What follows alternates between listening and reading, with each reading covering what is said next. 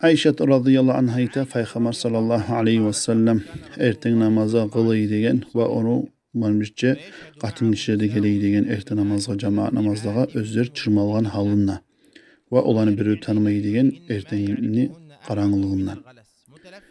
Şu hadiste ma'na çırmalık gelede baytağın ma'na ay katın kişiler şu giyazanın üstüne taşlap çırmalık gele boğan özünü tanımasına baytıp.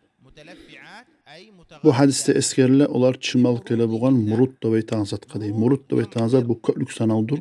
Mirt da baytağın zatını sözünü. O mirt da baytağın zat ulu halattır. Özünü üstüne kızlar gelgen. Türlü kızlar var. Şoğar Arapça mirt deyim.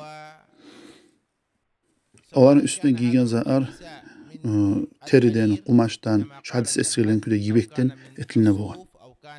Kaçan opranın üstüne şöyle kızlar varmasa, şoğar Arapça mirt de baytıla. Hadiste galas da baytağın söz manası, karanlıkta, yarıklıkta birbirine koşulan zaman ayta galas da baytıp. Şu hadisten iki türlü masala anlap olan. Birinci masala, olda Peygamber sallallahu aleyhi ve sellem erten namazının boğan çakı tezete boğan.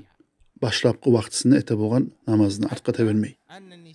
Başo katın kişilerin üyüne gelgen zamanla şoğanı bir öyle tanımayı boğan şu karanlık bolmaklık bulan. Galasta baytağılık bolmaklık bulan şoğanı bir öyle tanımayı boğan. Şunçu şu namazı kılıp karanlıkta kaytıp gele boğan.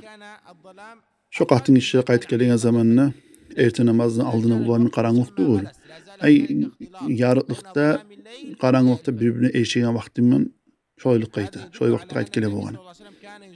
Şu anlata Peygamber sallallahu aleyhi ve sellem erten namazını tez kıla boğancak. Ve ikinci masalada bu hadisini anlama bulgan Peygamber sallallahu aleyhi ve sellem zamanına katın kişiler olar erten namazga bara boğan cemaat namaz kılmaga Peygamber sallallahu aleyhi ve sellem'izce. Ve dağda şunu anlaştıra katın kişiler özlerini şolay yavup yaşırılıp bara boğan meşitke baragan zamanına ve özge yerlege de baragan zamanına.